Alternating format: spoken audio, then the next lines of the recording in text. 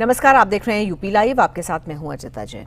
खबर लखनऊ से है। उत्तर प्रदेश सड़क परिवहन निगम की बैठक से संबंधित यह खबर है, जिसमें सीएम योगी ने बैठक की अध्यक्षता की। बैठक में कई अधिकारी मौजूद थे, कई अहम मुद्दों पर चर्चा हुई। उत्तर प्रदेश सड़क परिवहन निगम की बैठक हुई लखनऊ में। ये बैठक मुख्यमंत्री योगी आदित्यनाथ की अध्यक्षता में हुई, जिसमें कई अहम मुद्दों पर चर्चा हुई।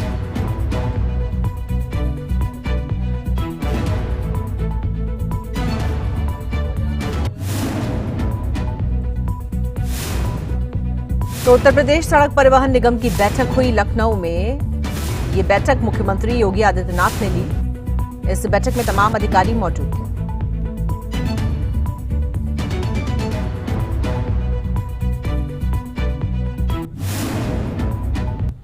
लखनऊ में मुख्यमंत्री योगी आदित्यनाथ ने नगर विकास विभाग की योजनाओं की समीक्षा की। इस दौरान विभागीय अधिकारियों ने शहरी विकास से जुड़ी परियोजनाओं का प्रस्तुतिकरण सीएम के सामने रखा। मुख्यमंत्री ने अधिकारियों को स्पष्ट निर्देश दिए कि योजनाओं के क्रियान्वयन में तेजी लाई जाए और पारदर्शिता के साथ काम किया जाए।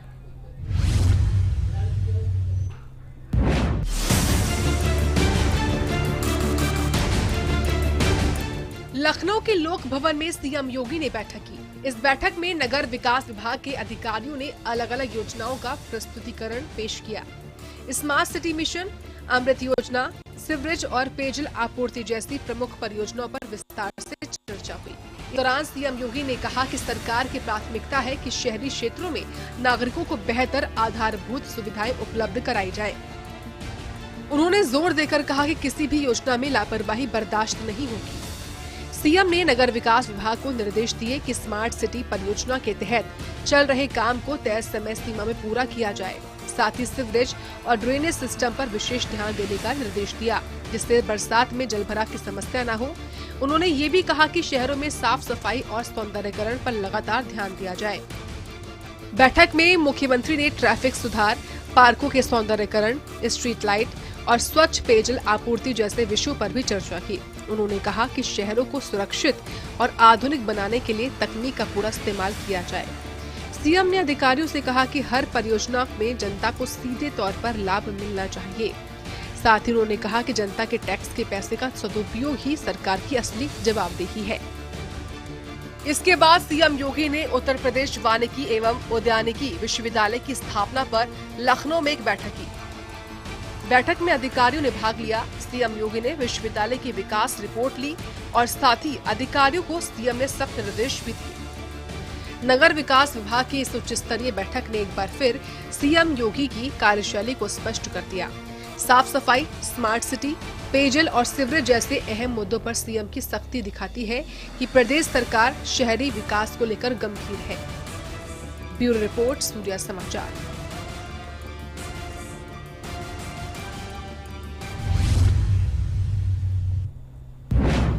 खबर मथुरा से है। 2 स्पा सेंटर पर पुलिस की छापेमारी हुई। पुलिस ने 4 लोगों को गिरफ्तार किया है। 15 लड़कियों को रेस्क्यू किया गया है। कृष्णानगर इलाके में पुलिस ने ये कार्रवाई की है। तो मथुरा में 2 स्पा सेंटर पर छापेमारी की है पुलिस ने और यहां से 4 लोगों को पकड़ा गया है। 15 लड़कियों को रेस्क्यू किया गया है। कृष्णानगर इलाके में पुलिस ने कार्रवाई की है। पुलिस की तरफ से छापा मारा गया 2 स्पा सेंटर्स पर और यहां से 4 लोगों को गिरफ्तार किया गया है। 15 लड़कियों को भी रेस्क्यू किया गया है। ये स्पा सेंटर कृष्णानगर इलाके में चलाए जा रहे हैं।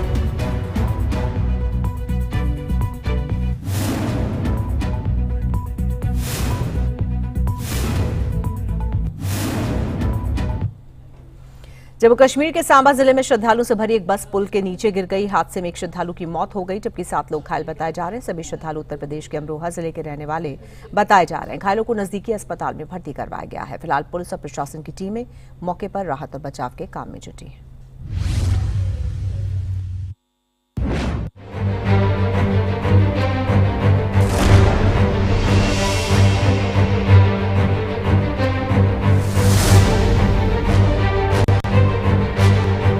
जम्मू कश्मीर के सांबा जिले में बड़ा सड़क हादसा हो गया है। जानकारी के मुताबिक अमरोहा जिले से आए श्रद्धालुओं की बस जटवाल क्षेत्र में अचानक पुल से नीचे गिर गई। हादसा इतना जोरदार था कि बस पूरी तरह क्षतिग्रस्त हो गई। एक ट्रैजिक एक्सीडेंट हुआ जटवाल पे आज सुबह। एक बस थी, यात्रियों को लेकर कटरा जा रही थी उसका एक एक्सीडेंट हुआ और उसमें जो लोग थे काफ़ी सारे इंजर्ड हुए, लेकिन अभी मोस्ट एक जो व्यक्ति है उनकी on the spot he death हो गई अनफॉर्चुनेटली। हाउएवर जो बाकी इंजर्ड लोग हैं जो उस बस में बैठे हुए थे, अभी सभी स्टेबल हैं। They are all under care of either जो हमारा डिस्ट्रिक्ट हॉस्पिटल सांबा या फिर एम्स विजयपुर में, वहां पर उनको केयर मिल रही है और ये सभी स्टेबल हैं और होपफुली जल्द ही डिस्चार्ज भी हो जाएंगे। ये लोग कहाँ से कहाँ जा रहे थे? ये जो बस थी ये यूपी से आ रही थी, अल्मोड़ा जिले से, और ये कटरा के लिए जा रही थी, बिल्कुल वैष्णो देवी के लिए जा रही थी और यात्री थे ज्यादा इस पे। और जैसे कि मैंने कहा कि अभी जितने भी इंजर्ड हैं वो स्टेबल हैं और हम इनकी जो सिचुएशन है वो मॉनिटर भी कर रहे हैं। जो डॉक्टर्स हैं इनके साथ हैं और सारा मेडिकल और पैरामेडिकल स्टाफ इनकी केयर के लिए डेडिकेटेड है। घटना में एक श्रद्धालु की मौके पर ही मौत हो गई है, जबकि 7 लोग घायल बताए जा रहे हैं। हादसे के तुरंत बाद स्थानीय लोगों और पुलिस मौके पर पहुंची, राहत बचाव कार्य शुरू किया गया। सभी घायलों को नजदीकी अस्पताल में भर्ती कराया गया है। सर, ये सुबह 3 बजे के आसपास जैसे हमें इसका पता लगा तो इमीडिएटली हमारी जो एम्बुलेंसेस थी तो वो रश हुई। तो ये जो पता चला कि बस का एक्सीडेंट हुआ, बस तो हमने इमीडिएटली जो पेशेंट थे इवैक्यूएट किए डिस्ट्रिक्ट हॉस्पिटल सांबा। जो इनिशियली हमारे पास पेशेंट आए थे वो 30 के आसपास थे, तो उनमें से 7 की कंडीशन थोड़ी ख़राब थी, तो उनको स्टेबलाइज करके हमने एम्स विजयपुर रेफर किया। तो उसके कोई थोड़ी देर के बाद, कोई 1 घंटे के बाद 10 पेशेंट हमारे पास हो रहे थे, तो 40 के आसपास पेशेंट थे। तो उसके अलावा एक हमारे पास ब्रॉड डेड लाया गया था। तो 7 रेफर हुए हैं, बाकी सारे स्टेबल हैं। एक पेशेंट जो हमारे पास है उसको हेयर लाइन फ्रैक्चर है, इसका प्यूबिक रेमाइक का, एक फिबुला का है। बाकी ओके हैं, सारे सेटल हैं। ये लोग यूपी के जिला अमरोहा से कटरा के लिए जा रहे थे वैष्णो देवी, तो ये जतवाल के पास ये हादसा हुआ। बताया जा रहा है कि सभी यात्री मंदिर दर्शन के लिए जम्मू कश्मीर आए थे। फिलहाल पुलिस ने मामला दर्ज कर जांच पड़ताल शुरू कर दी है। सर, हम यूपी से आए थे, यात्रा के लिए आए थे। हम जा रहे थे वैष्णो माँ के मंदिर, वैष्णो देवी जा रहे थे। ऐसे बीच में हम लखनपुर का बॉर्डर पार करते ही बीच में रास्ते में एक पुल के बराबर में बस गिर गई। टायर फटा, पहले टायर फटने से गाड़ी डिसमिस हुई, वो गाड़ी रुकी नहीं, वो खंडी में जा गिरी, जिसमें से हमारा एक आदमी वहीं पे खत्म हो गया है और लगभग 30 से 35 आदमी घायल हैं गंभीर अवस्था में, जिसमें से 8-7 आदमी एम्स में भी हैं। बाकी चोटें तो सभी के आई हैं, लेकिन जो एम्स में उनके ज्यादा चोटें आई हैं, बाकी कुछ लोगों के कम चोटें आई हैं। जी, हम अभी हॉस्पिटल में हैं, हाल ही में हमारा इलाज चल रहा है। रात को ऐसा हुआ था, करीब 1 बजे खाना खाकर चले थे हम। उसके बाद 1 घंटे बाद पुलिस से थोड़ा पीछे आकर भटाका सा हुआ था बस में। भटाका होने के बाद में फिर उसके बाद में बस पलट गई, बस उससे पुल के नीचे जाकर गिरी खाई में। ड्राइवर कूद के भाग गया। हाँ, जो मेन ड्राइवर था वो चला रहा पहले, वो बोला मैं पहले 16 घंटे तुम चला लो गाड़ी। कंडक्टर को गाड़ी दे दी थी ड्राइवर साहब ने। जो मेन ड्राइवर था वो सो रहा था, कंडक्टर चलाने लग गया। कंडक्टर ने गाड़ी पलट दी। सर, ऐसा हुआ था रात। सर, नुकसान तो काफी है, सबके चोट लगी है। एक की मृत्यु हो गई ठोर पे ही, और बाकी सब घायल से हैं। सांबा में हुआ ये सड़क हादसा श्रद्धालुओं की खुशियों को मातम में बदल गया। घायल श्रद्धालुओं का इलाज लगातार जारी है और प्रशासन ने उनके परिजनों को इसकी सूचना दे दी है। ब्यूरो रिपोर्ट, सूर्य समाचार।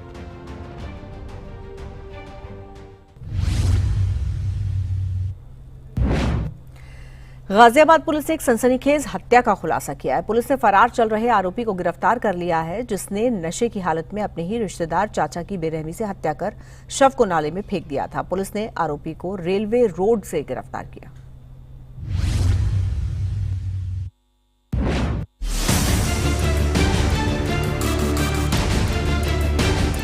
गाजियाबाद की कोतवाली नगर पुलिस ने एक खौफनाक वारदात का पर्दाफाश किया है। पुलिस ने अपने रिश्तेदार की हत्या करने वाले आरोपी को गिरफ्तार कर लिया है।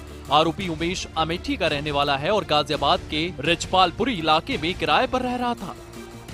पुलिस के मुताबिक 10 अगस्त को आरोपी उमेश ने अपने दूर के चाचा राकेश के साथ शराब पी। नशे की हालत में दोनों के बीच में झगड़ा हुआ। गुस्से में उन्हें राकेश का सिर दीवार में पटक कर ईंट से ताबड़तोड़ वार कर उसकी हत्या कर दी।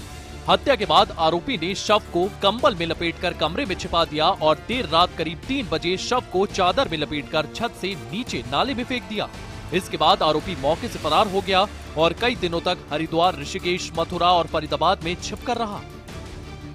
देखिए, दिनांक 10 अगस्त को थाना कोतवाली में पुलिस कमिश्नरेट गाजियाबाद में एक शव बरामद हुआ था राकेश नाम के व्यक्ति का, और पिछले कई दिनों से पुलिस इसमें जो वांछित अभियुक्त था उसकी गिरफ्तारी का प्रयास कर रही थी। कल इस अभियुक्त उमेश को, जो जिसने ये हत्या की घटना कारित की है, उसे यहीं गाजियाबाद से गिरफ्तार किया गया है और इसने ये स्वीकार किया है कि इन लोगों ने 10 अगस्त की दिन में और रात्रि में शराब का सेवन किया था और उसके बाद शराब के नशे में ही इनके बीच में कहासुनी हो गई और उसके बाद मारपीट हुई है और वहीं पर ईंट से इसके द्वारा राकेश के सर पे प्रहार किया गया है, जिसके कारण उसकी मृत्यु कारित हो गई। और उसके पश्चात इसने जो है शव को दीवान जो वहां पर बेड था उसमें छुपा दिया था और रात में मौका पाकर इसने उस शव को चादर में लपेटकर पीछे की तरफ जो खाली स्थान था कूड़ा करकट वाला, वहां पर जो है इसने उस शव को डंप कर दिया था और वहीं से ये शव बरामद हुआ था। ये उसके बाद से ये घटना स्थल से वहां से फरार हो गया था। हरिद्वार, फरीदाबाद, मथुरा इत्यादि पर जगहों पर ये घूम रहा था। फोन ये कोई भी यूज नहीं कर रहा था, इस कारण इसका लोकेशन ट्रेस करने में हमें थोड़ी समस्या हुई, लेकिन इसके पश्चात इसे यहाँ से गिरफ्तार किया गया है कोतवाली से और इसने अपना जो जुर्म है उसका कबूल किया है। पुलिस ने आरोपी की निशानदेही पर हत्या में इस्तेमाल ईंट, खून से सना कम्बल और तौलिया भी बरामद किया है। आरोपी के खिलाफ थाना कोतवाली नगर में मुकदमा दर्ज कर लिया गया है। गाजियाबाद पुलिस की गिरफ्त में आया यह आरोपी 12 दिन से फरार था, लेकिन पुलिस की कड़ी निगरानी और सटीक इंटेलिजेंस के चलते आखिरकार दबोच लिया गया। आरोपी को जेल भेज दिया गया है और कार्रवाई की जा रही है। सूर्य समाचार के लिए गाजियाबाद से सतीश कुमार की रिपोर्ट।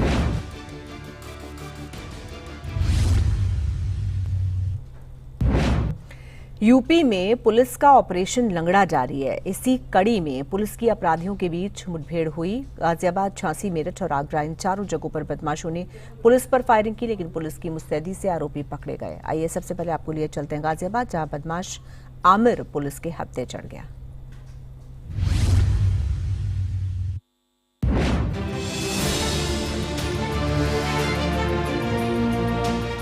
गाजियाबाद के थाना इंदिरापुरम क्षेत्र में उस वक्त अफरा तफरी मच गई जब पुलिस और बदमाश के बीच मुठभेड़ हुई। पकड़ा गया बदमाश आमिर लूट और स्नैचिंग की कई घटनाओं में वांछित था।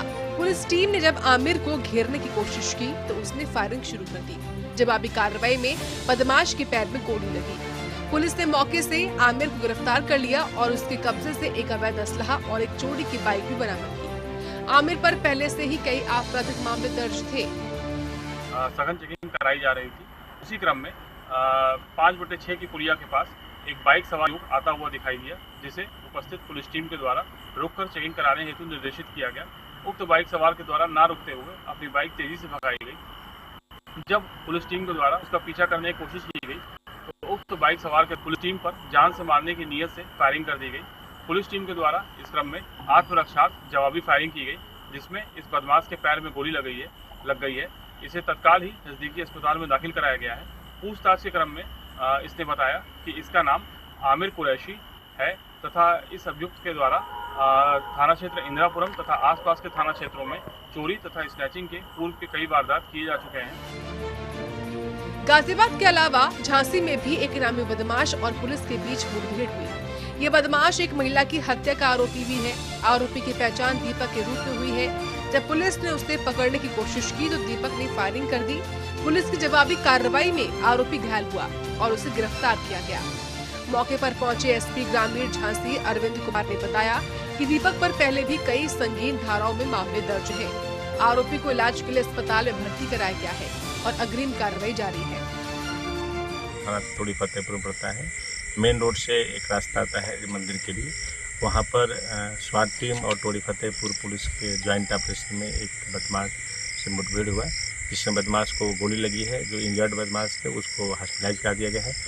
जो इंजर्ड बदमाश है उसका नाम दीपक उर्फ प्रदीप अहिरवार है। ये जो थाना टोड़ी फतेहपुर में हत्या का मुकदमा में वांटेड है, जिस पर 25,000 रुपये का इनाम था। इसको गिरफ्तार किया गया है। इसके पास से मोटरसाइकिल बरामद हुई है, जिसके बारे में जानकारी की जा रही है, और जिस तमंचा से इसने पुलिस फाटे पर फायर किया गया। वहीं मेरठ में 2 बदमाशों और पुलिस के बीच मुठभेड़ हुई। पुलिस को सूचना मिली कि ये दोनों ही बदमाश किसी बड़ी वारदात को अंजाम देने की फिराक में हैं। जब पुलिस ने उन्हें घेरने की कोशिश की तो दोनों ने अचानक से फायरिंग कर दी। जवाबी कार्रवाई में एक बदमाश घायल हो गया, जबकि दूसरा मौके से फरार हो गया, जिसे बाद में तलाश कर पकड़ा गया। पुलिस ने उनके पास से अवैध हथियार बरामद कर लिए हैं। दोनों बदमाशों पर हत्या, लूट और धमकी जैसे कई संगीन अपराधों के मामले दर्ज हैं। थाना ब्रह्मपुरी क्षेत्रांतर्गत मुखबिर की सूचना पर संदिग्धों की चेकिंग की जा रही थी। एक बाइक से 2 संदिग्ध आते हुए दिखाई दिए, जिन्हें पुलिस द्वारा रुकने का इशारा किया गया। इस पर संदिग्धों ने पुलिस पर जान से मारने की नीयत से फायर कर दिया। पुलिस द्वारा जवाबी आत्मरक्षार्थ कार्रवाई में फायरिंग की गई, जिसमें एक व्यक्ति घायल हो गया। पूछने पर उस व्यक्ति ने अपना नाम समीर पुत्र अनीस व दूसरे ने शोएब पुत्र सरताज बताया। यह दोनों थाना ब्रह्मपुरी की फायरिंग की घटना, जिसमें मुकदमा 362/25 पंजीकृत है, उसमें वांछित थे। समीर के विरुद्ध काफी आपराधिक इतिहास है। मौके पर इन दोनों से एक लाल रंग की अपाचे बाइक, एक पिस्टल 32 बोर, एक जिंदा कारतूस व एक खोखा कारतूस बरामद हुआ है। घायल को उपचार हेतु अस्पताल भेजा गया है व आगे की विधिक कार्रवाई थाना पुलिस द्वारा की जा रही है। उत्तर प्रदेश पुलिस एक्शन में है और अपराधियों को कोई रियायत नहीं दी जा रही है। लगातार हो रही मुठभेड़ों से साफ है कि कानून के खिलाफ जाने वालों की अब खैर नहीं। ब्यूरो रिपोर्ट, सूर्या समाचार।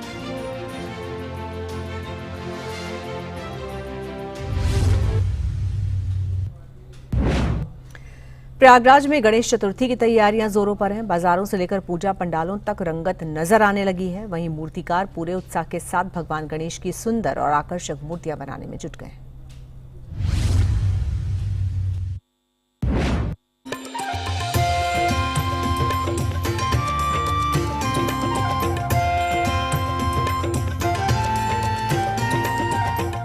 गणेश चतुर्थी से पहले प्रयागराज की गलियों और वर्कशॉप्स में खूब रौनक है। मूर्तिकार सुबह से देर रात तक भगवान गणेश की प्रतिमाओं को अंतिम रूप देने में जुटे हैं। कोई प्रतिमा में रंग भर रहा है तो कोई आंखों की बारीक सजावट कर रहा है। त्योहार नजदीक आते ही बाजार में मूर्तियों की मांग भी बढ़ने लगी है। छोटे बड़े सभी आकार की गणेश प्रतिमाएं लोगों को आकर्षित कर रही है। खास बात ये है कि इस बार पर्यावरण हितैषी मिट्टी की मूर्तियों की डिमांड भी ज्यादा है।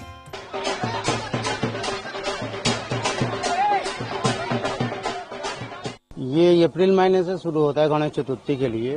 गणपति का अप्रैल महीने से ऑर्डर चालू हो जाता है और अब 27 तारीख को लास्ट डिलीवरी है। मूर्ति हमारा 1 फीट से कम 12 फीट तक का मूर्ति बना है और पूजा पाठ करके ही हम लोग शुरू करते हैं। और सभी कस्टमर डिमांड है, बड़ा मूर्ति का डिमांड है और छोटा मूर्ति का भी डिमांड है। छोटा मूर्ति तो वो शायद बना है, लेकिन बड़ा मूर्ति ज्यादा नहीं बन पाएगा। 1.5 महीना पहले से ऑर्डर हम बंद कर दिए हैं। और पूरा हम मिट्टी जो है पूरा एको फ्रेंडली गंगा जी का मिट्टी से शुद्ध मिट्टी से हम लोग मूर्ति बनाना चालू किया है। क्या प्रक्रिया इसकी होती है? इसमें तो कोई प्रदूषण ही नहीं होता है। इसमें कोई पॉल्यूशन नहीं है। इसमें खड़िया मिट्टी से ही और भूसा मट्टी और पैरा से ही हम लोग का मूर्ति बनाता है।